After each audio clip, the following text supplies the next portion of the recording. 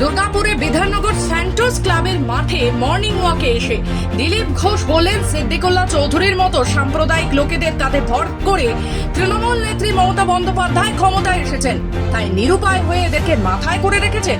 দেশদ্রোহিতার আইনে সিদ্দিকুল্লাহ চৌধুরীকে গ্রেপ্তারের দাবি দিলীপ ঘোষের। রাজ্যের গ্রন্থাগার মন্ত্রী সিদ্দিকুল্লাহ চৌধুরীকে গ্রেপ্তারের দাবি তুললেন বিজেপির প্রাক্তন রাজ্য সভাপতি দিলীপ ঘোষ। অভিষেক বন্দ্যোপাধ্যায়কেও আক্রমণ করেন দিলীপ বাবু, বলেন অভিষেক তো বলেছিলেন কপালে নাকি গুলি করতেন, আজ ওনার রক্ত ঠান্ডা হয়ে গেছে। দম থাকে তো মুর্শিদাবাদে গিয়ে গুলি করার কথা বলুন, সিংহাসন চলে যাবে, রাস্তায় নেমে আসবে অভিষেক, আর সেই ভয়ে উনি চুপ। দুর্গাপুর থেকে অভিষেক বন্দ্যোপাধ্যায়কেও চ্যালেঞ্জ দিলীপ ঘোষের। এই মন্ত্রিসভা যা যা ডিসিশন নিচ্ছে সব অবৈধ, কোর্টে প্রমাণ হচ্ছে। সেজন্য ডিজি নিয়োগ করার যে পদ্ধতি আছে সেটাকে বাইপাস করতে গেলে আবার ডিজিরও সমস্যা হবে, এই সরকারের সমস্যা হবে।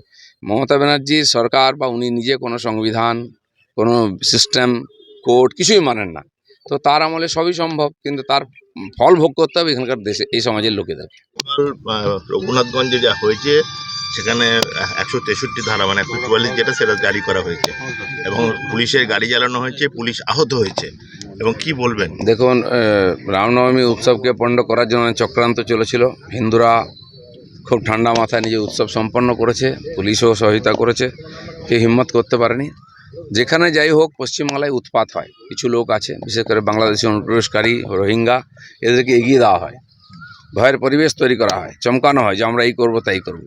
যখন সিএ পাস হয়েছিল 3 দিন ধরে পশ্চিমবাংলায় আগুন জ্বলেছে, 600 কোটি টাকার সম্পত্তি নষ্ট হয়েছে, রেল লাইন উপড়ে দেওয়া হয়েছে, ট্রেন জ্বালিয়েছে, স্টেশন জ্বালিয়েছে, বাস জ্বালিয়েছে, বিজেপি অফিস, এমনকি হিন্দুদের মন্দির পর্যন্ত ভেঙে দেওয়া হয়েছে।